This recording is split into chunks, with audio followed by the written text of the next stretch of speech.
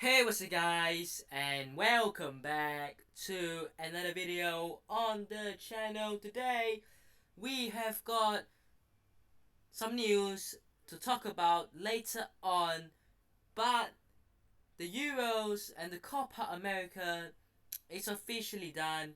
It's finished. Spain are your Euro 2024 champions. Argentina are your Copa America 2024 champions, and that will be the finalissimo in a year's time. But before we get obviously into that, can we just give credit to Spain? Firstly, um, Spain have played so well in this competition. I thought that when they started off the competition against Croatia in that massive win, it was really signs of things to come. I really did think so. And then obviously going 3 from 3 in the group stages, beating Italy, beating Albania, going through, beating Georgia, and then beating two top teams in Germany and France. And Germany were the other team that were looking good. France are one of the best nations in the world, if not the best. And then getting here and beating an England side that have on paper more quality than Spain. You cannot write off what this team have achieved. And that is simply an incredible run. And the way they've played, the way that even the likes of Lamine Yamal, Nico Williams, Morata has had a great tournament. Rodri, Danny Olmo has come in. Carvajal having yet another fantastic tournament. This side really, you know, played so well. I don't think anyone expected Spain to be here. Now, in hindsight, my predictions for the Euros was when not the greatest, but if you gave me the chance to go back before I knew all this, would I predict Spain to win? And I'll tell you no. Because realistically, I genuinely believe that either Portugal, France, or England were probably going to win this trophy. And I was never going to say Spain. Never in a million years did I thought Spain were going to win these Euros. Not because they don't have good players, they do. Not because they are not a good side, they are. But because they aren't as strong and their quality aren't as spread out as the other nations. I mean, Portugal, they've got a main goal scorer in Ronaldo. I know he's at his age, but you can never write Ronaldo and Portugal off. France, they've got arguably the best depth in the whole competition. England have the best quality in the whole competition. Germany have got the likes of Florian Wirtz and Musiala cooking, but it didn't matter. It didn't matter because Lamine Yamal, because Nico Williams, because Dani Olmo, because Rodri, Carvajal, Morata, all these players have found a way to play together. And this just teaches you that in football, it's not all about having the names. It's not all about putting an 11-man team that are the best players in the world. It's about having players that understand each other, that can connect with each other, that can play well together. And that is what Spain have once again proven everyone. And if you go back to the 2008 to 2012 days where Spain were winning trophies, those were the days where Spain made football so watchable, so beautiful. And it wasn't necessarily about them being the best side, but it was also about them having a style of play but understanding each other on the field. And congrats to Spain, they deserve it. But then again, did we expect Spain to do it? No. But they've done really, really well, and they thoroughly deserve this trophy. Now, moving on to the Copa America, Argentina. Back to back, Messi has won another trophy. That's trophy number 45, if I'm not wrong, in his career. Congrats to Argentina. Look, I'm not a huge fan of Argentina, but what do we expect? I think Argentina were always going to win it, although I did predict Uruguay to win it, if I'm not wrong, in my own predicted game. But hey, look, they've probably been the most deserving team. I mean, you look at the rest of the teams. I thought Brazil were really, really, really poor. They were really crap. You know, Uruguay played so well at some point, but somehow lost to Colombia in the semi-finals. I think if Uruguay got to the final, they would have given Argentina a game. And Colombia did give Argentina the game, but they were never really gonna win the game, were they? And they didn't. I mean, they did bring Argentina to extra time. Wasn't enough. Lautaro Martinez, arguably the best player in the tournament, has rescued Argentina so many times, and it's done it again. So fair play. Argentina are Copa America winners. Now, one last winner before we get into the news. Here it is.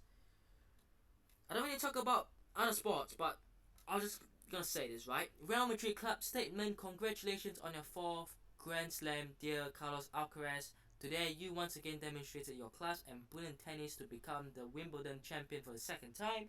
All of Spain and all Madrid fans are very proud of you. Now, look, the reason I'm talking about this is because Carlos Alcaraz is a Real Madrid fan. And there are a lot of sports personnel that aren't footballers that support Real Madrid. I mean, Alcaraz, Nadal, Carlos Sainz.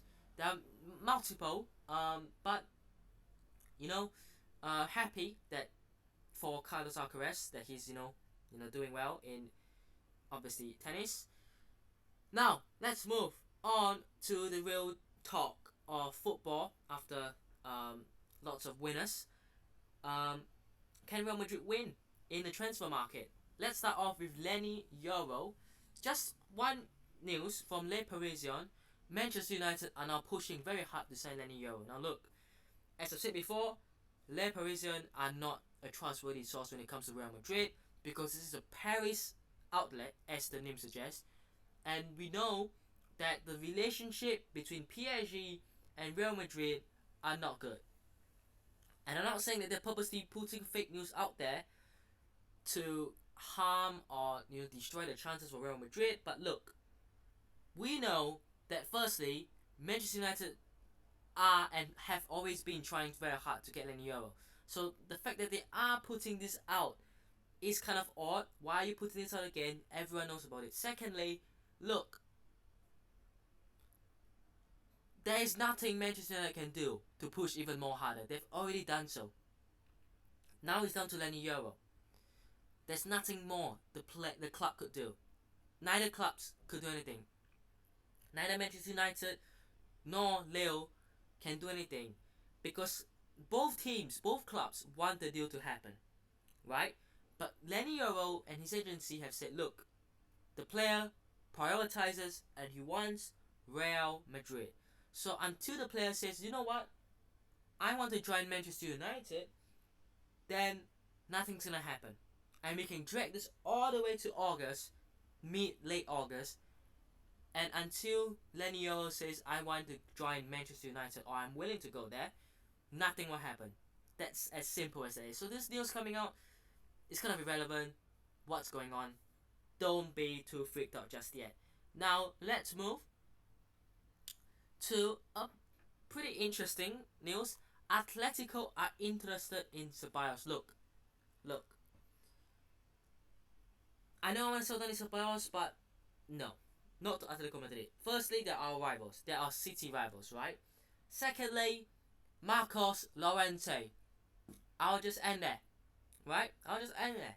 And look, Marcos Llorente, he isn't in the conversation of the best midfielders in the world, but he has certainly helped Atletico Madrid be a better team. So let's not go down that route again. Let's move. Now, Real Madrid are open to the departures of Nico Paz, Mario Martin, Alvaro Rodriguez and Rafa Obrador, but they are asking for 10 million euros for 50% of the players' rights, which is pushing clubs away. Look, I think out of these 4, I think Obrador will leave. Obviously, he's a left back if I'm not wrong. We're not going to need a left back. I think Alvaro Rodriguez will leave because we have no spot up top. And I think one of Nico Paz and Mario Martin will leave. I think it will be Mario Martin, but it could be Nico Paz. But I think the fact that Nico Paz did come on in the Champions League game and scored does make him closer to the first team. But either ways, you know, these players, they're not going to get the chance, not much game time at least. I thought Alvaro Rodriguez deserved a chance to be part of the first team after 2 seasons ago. But last season he wasn't even involved in any games, so who knows. But 10 million euros for 50% of the players' rights is obviously not an attractive prospect of a deal, but let's see what will happen. This is coming from Relevo, of course.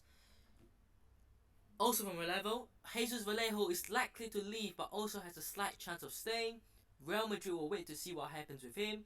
It's not ruled out that he travels to the USA with the squad. Look. Jesus Vallejo, your time is up, mate. You may go. Right?